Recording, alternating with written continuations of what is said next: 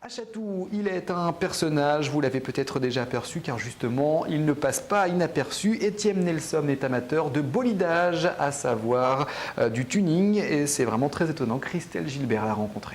Je mets le code.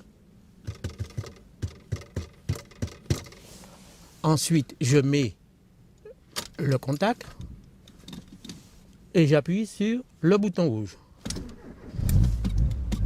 Ah, ça ne laisse pas indifférent. Étienne Nelson a 68 ans. Il y a 26 ans, il achète sa première voiture, une simple Ford Sierra. J'ai abandonné l'horlogerie pour me lancer dans la représentation de commerce. Le problème, c'est que quand vous êtes représentant, vous êtes obligé d'aller plus vite que les autres. Quand vous êtes tout seul dans votre voiture et un client vous dit « je vous attends à telle heure », ça pousse.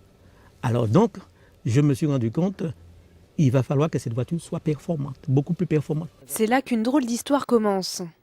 Elle n'avait rien, elle était tout à fait ordinaire. C'était au début, ça? C'était au début. Et c'est après ça que je me suis mis à vraiment travailler là-dessus. Vega pour la planète de l'univers, missile pour la puissance que son véhicule dégage, la voiture est baptisée et les travaux peuvent commencer. Étienne Nelson change le moteur, la carrosserie. Son objectif, rendre la voiture aérodynamique. Alors donc, vous voyez ici, ce sont les évents où l'air pénètre.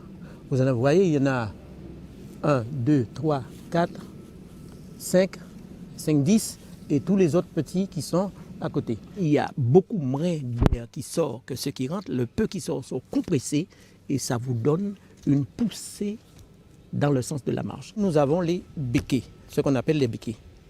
Eh bien, avec ça, écoutez bien, vous en avez 80 kilos là. Ça ne paraît pas, hein? Pour se passionner, la Vega Missile est unique. 25 litres au 100, 935 chevaux et à 380, vous n'êtes pas encore à la moitié de l'accélération. Donc, qui veut dire, c'est quelque chose à ne pas mettre entre toutes les mains. Parce qu'avec Vega Missile, vous êtes satellisé, vous êtes dans un autre monde, vous êtes sur une autre galaxie. Mais le fan de tuning la manipule avec précaution. À partir de 380, j'ai commencé à comprendre que s'il y a un roue qui explose, s'il y a la moindre chose, c'est une allée sans retour.